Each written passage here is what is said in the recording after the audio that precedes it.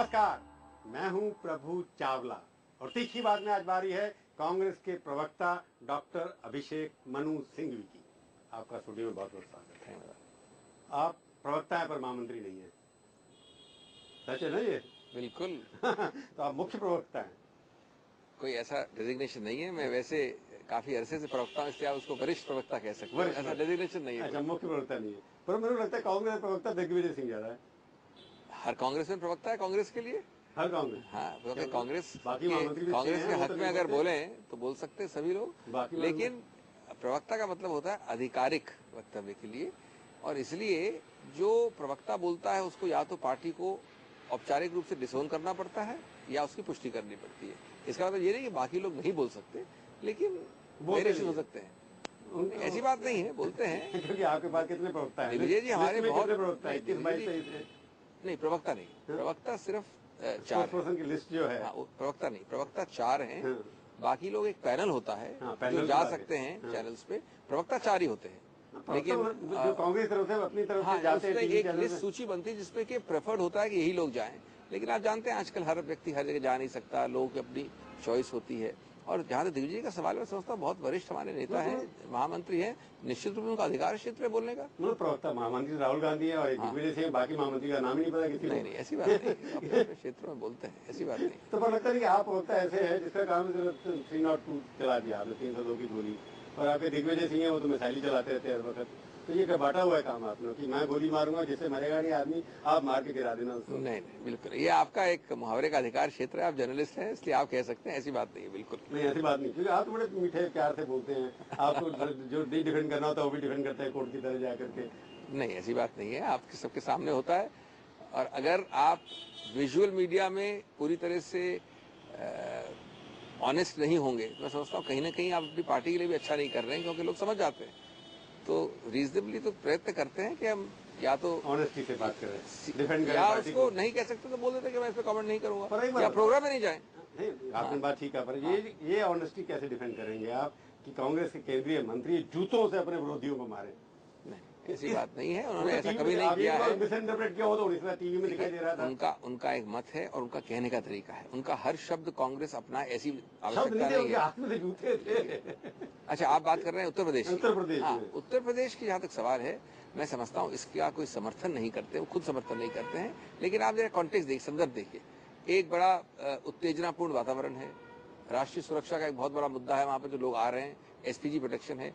एक आदमी जानबूझकर राजनीतिक माहौल में आगे बढ़ जाता है, उत्तेजना के वातावरण में वो लोग जाते हैं, कुछ मारापीटी होती है, लेकिन उनका कभी ये उद्देश्य हो कि वो हिंसा करें, हिंसा के लिए ऐसा उद्देश्य नहीं था। पर आपने जाकर जिस तरह से प्रमोद तिवारी, जिसके बाद आरपीएन सिंह, जिसके बाद उसके बाद अपने जितेंद्र प्रसाद जिस तरह से पिटाई कर रहे थे। नहीं, 2-3 मिनट के लिए दुर्भाग्यपूर्ण रहा कि ऐसी उत्तेजनापूर्ण वातावरण हुआ, लेकिन उसके बाद वो बंद हो गया 2 मिनट में। आपने कहा यूपी की पुलिस जिम्मेवार है, घुसने दिया उनको?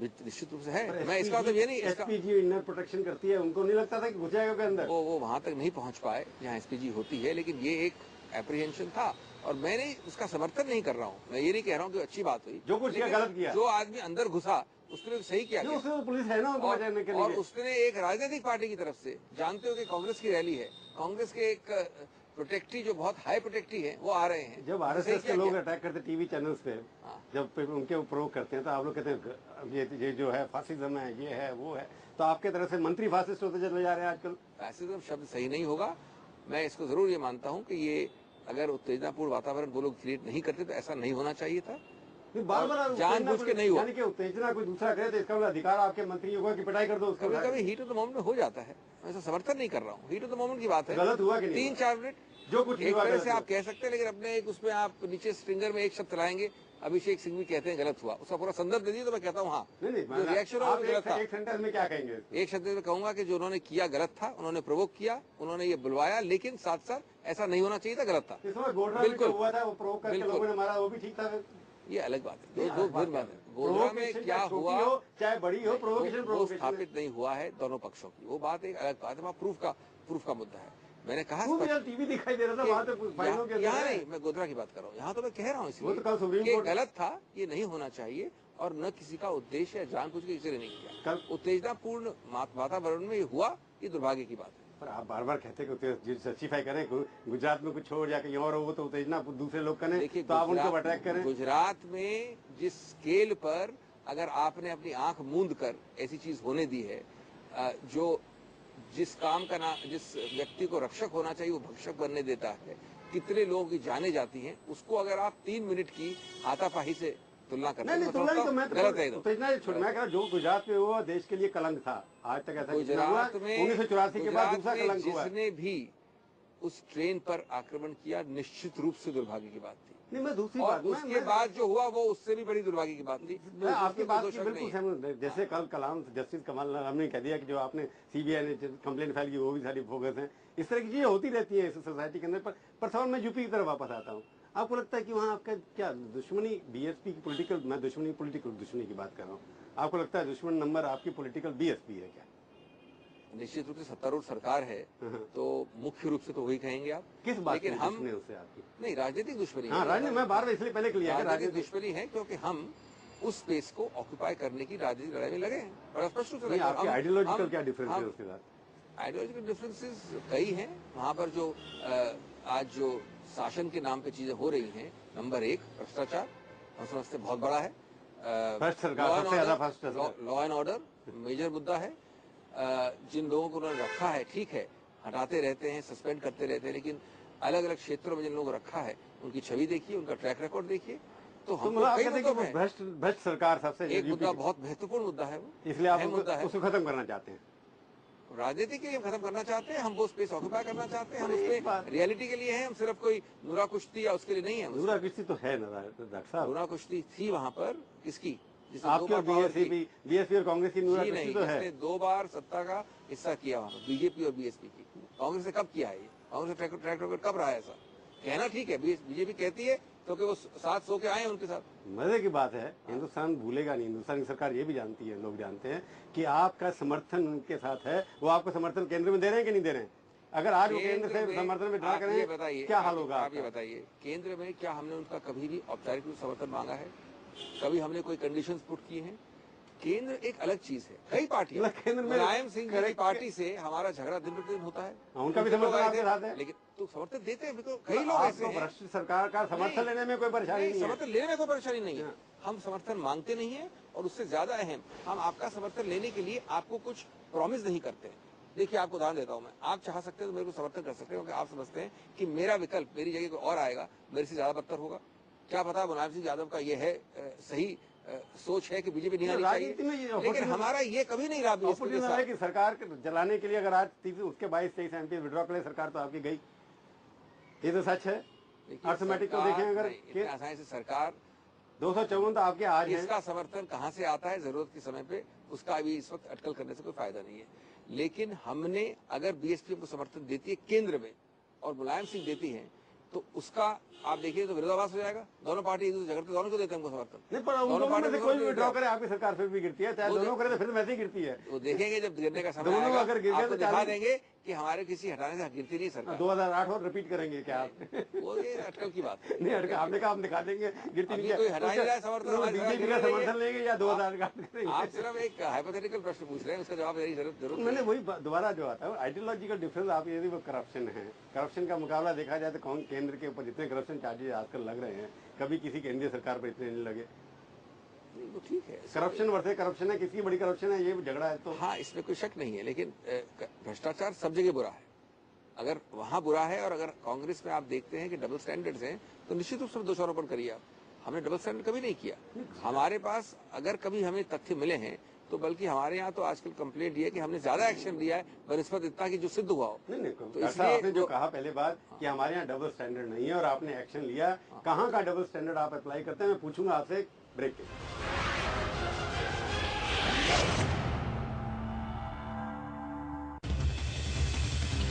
ये है टीवी 18 और आप देख रहे हैं IBN 7।